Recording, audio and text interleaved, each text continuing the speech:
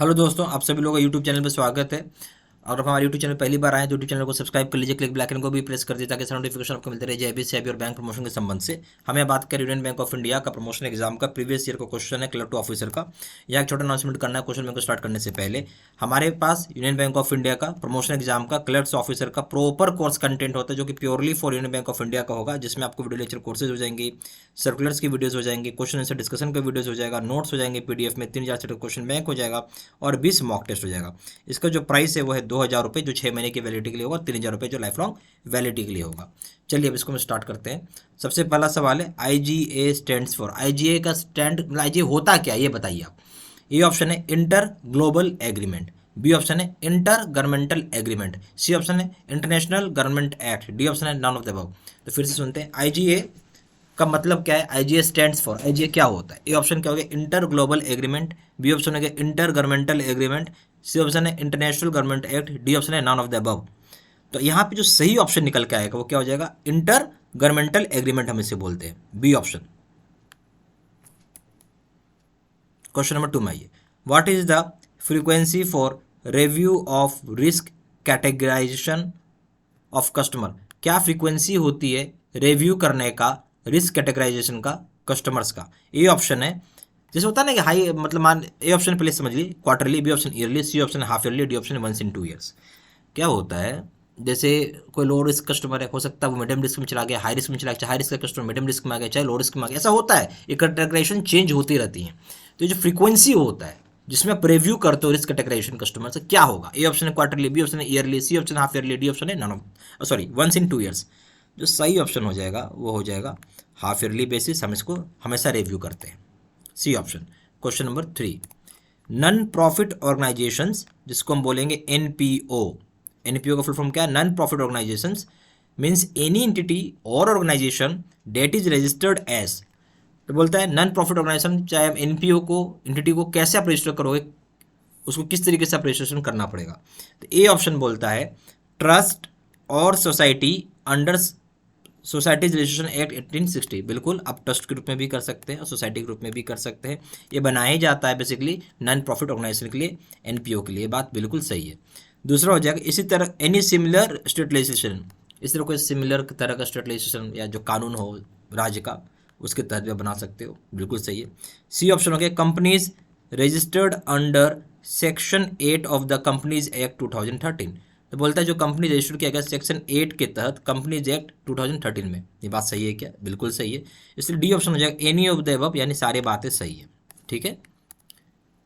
Question number 4 में आइए, under फटका CRS, if bank furnishes inaccurate information in the statement of reportable account the penalty is। बोलता है अगर कोई फटका, ठीक है, या फिर CRS में कोई भी बैंक गलत इन्फॉर्मेशन डालता है इस तरह का स्टेटमेंट का, तो बैंक को पेनाल्टी भरना पड़ता है इस तरह के अकाउंट के लिए। कितना? ए ऑप्शन है 1000 रुपये, बी ऑप्शन है 10,000 रुपये, सी ऑप्शन है 25,000 रुपये, डी ऑप्शन है 50,000 रुपये। बताइए क्या होगा। तो बेसिकली फटका या CRS में जब कभी बैंक गलत इन्फॉर्मेशन फर्निश कर देता है स्टेटमेंट जो रिपोर्टेबल अकाउंट है, तो पेनाल्टियाँ लगेगा। ए ऑप्शन हो गया 1,000 रुपये, बी ऑप्शन है 10,000 रुपये, सी ऑप्शन है 25,000 रुपये, डी ऑप्शन है 50,000 रुपये। क्या लगेगा?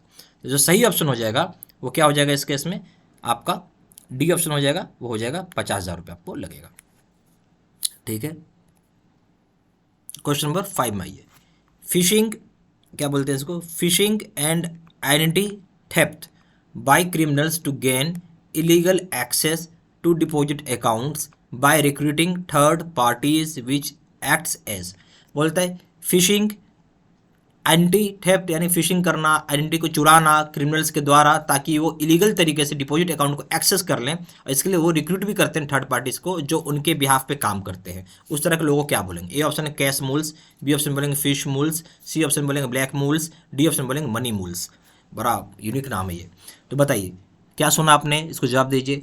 फिशिंग किया आपने या आइडेंटिटी थेफ्ट, आपने चोरी किया है ना, आपने आइडेंटिटी की चोरी की और फिशिंग किया, या क्रिमिनल्स इस तरीके से जिस तरीके से आप लीगल इलीगल एक्सेस आपने गेन कर लिया डिपॉजिट अकाउंट का, जहां आपने रिक्रूट किया हुआ थर्ड पार्टी जो कि एक्ट कर रहे हैं आपके लिए।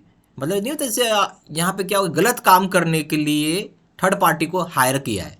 वो क्या करेंगे, आपके आइडेंटिटी को चुराएंगे, फिशिंग करेंगे, ठीक है, ए ऑप्शन है उसको क्या बोलते हैं उस तरह के लोगों को? ए ऑप्शन है कैश मूल्स, बी ऑप्शन है फिश मूल्स, सी ऑप्शन है ब्लैक मूल्स, डी ऑप्शन है मनी मूल्स। सही ऑप्शन हो जाएगा इस केस में, उसको हम बोलेंगे money moles, D option. Question number 6 में आइए, students with nationality shall require prior approval of the reserve bank for opening of the account. बोलते हैं ऐसे स्टूडेंट्स कौन से देश के नागरिकता होनी पड़ेगी जहां पे आरबीआई के अप्रूवल लगेगा अकाउंट ओपन होने से पहले, यानी किस देश के अगर आप नागरिक हैं तो वहां पे आपको आरबीआई के अप्रूवल लग जाता है अकाउंट खोलने से पहले। ए ऑप्शन है पाकिस्तानी, बी ऑप्शन है बांग्लादेशी, सी ऑप्शन है both, D option none of the above. यानी आप किस देश के नागरिक होंगे जहां आपको रिजर्व बैंक ऑफ इंडिया की परमिशन लेनी पड़ेगी अकाउंट ओपन करने के लिए, ये सवाल है। ए ऑप्शन कौन सा? पाकिस्तानी नागरिक होंगे तो, बी ऑप्शन बांग्लादेशी नागरिक होंगे तो, सी ऑप्शन दोनों यानी पाकिस्तान और बांग्लादेशी नागरिक है तो, D option none of the above. सही ऑप्शन क्या हो जाएगा? पाकिस्तानी। पाकिस्तानी के केस में ये सिर्फ ये है क्योंकि भारत का संबंध पाकिस्तान के साथ ठीक नहीं है इसके लिए, ठीक है। या ए ऑप्शन हो गया। क्वेश्चन नंबर 7 में आइए, सेल बैंक, ठीक है, क्या नाम है इसका बहुत ध्यान से सुनिएगा। Shell bank means a bank which is incorporated in a country where it has dash and is unaffiliated to any regulated financial group. बोलता है सेल बैंक मतलब इस एक तरह का बैंक होता है जिसकी स्थापना किसी दूसरे कंट्री में हुआ होगा या किसी भी कंट्री में हुआ होगा और वो अनएफिलेटेड है किसी भी फाइनेंशियल ग्रुप के रेगुलेशन से। जैसे भारत में कौन करता है रेगुलेशन? आरबीआई करती है। अमेरिका में जाएंगे तो फेडरल रिजर्व करती है, इंग्लैंड में जाएंगे तो बैंक ऑफ इंग्लैंड करती है। समझ के बात? तो ए ऑप्शन हो गया फिजिकल प्रेजेंस, बी ऑप्शन हो गया no physical presence, C option है both A and D, D option है नन ऑफ द अबव। तो इसमें सही ऑप्शन क्या होगा जो आपको बताना होगा। तो सेल बैंक का मतलब क्या है? ये बोल रहा सेल बैंक एक ऐसा बैंक बता रहे हैं जिसको कि फॉर्मेशन की गई ऐसी कंट्री में जहां पे डैश है, इसको भरना होगा आपको, और वो अनएफिलेटेड है किसी भी फाइनेंशियल ग्रुप से। ए ऑप्शन दे भाई उसका हो सकता है उस कंट्री में फिजिकल प्रेजेंस हो, बी ऑप्शन बोलते वहाँ किसी तरह कोई फिजिकल प्रेजेंस ही नहीं है, सी ऑप्शन है बोथ ए एंड बी है, D option none of the above. सही जवाब क्या है कि ये जो बैंक होती है सेल बैंक हकीकत में बैंक ही नहीं है, ये कुछ भी नहीं है, ना कोई फिजिकल प्रेजेंस है, कुछ नहीं है, जीरो, ठीक है, 0/सन्नाटा यानी कुछ भी नहीं है, ये वहाँ पे फॉर्म ही नहीं हुआ, उस कंट्री में बना ही नहीं है ये, और बिल्कुल अनएफिलेटेड है। जब फॉर्म ही नहीं हुआ, ऑर्गेनाइजेशन की स्थापना ही नहीं, कुछ भी नहीं है, तो भाई किसी फाइनेंशियल ग्रुप से क्या वो एफिलेटेड हो गया, यानी अनएफिलेटेड है वो। तो सही ऑप्शन हो गया बी ऑप्शन हो जाएगा no physical presence, B option, ठीक है। क्वेश्चन नंबर 8 में आइए, FIR should be filed at local police station in case of receipt of dash counterfeit currency notes पर ट्रांजेक्शन।